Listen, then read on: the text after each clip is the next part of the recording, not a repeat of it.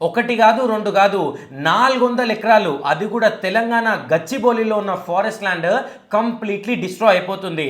So ఈ 400 acres trees, పంట పొలాలు, జంతువులు అందరినీ పక్కన నూకేసి ఈ 400 ఎకరాలు మన తెలంగాణ గవర్నమెంట్ వాళ్ళు ఆప్షన్లో అమ్మి నియర్లీ 10,000 కోట్ల నుంచి 15,000 కోట్లు అయితే సంపాదిస్తారంట.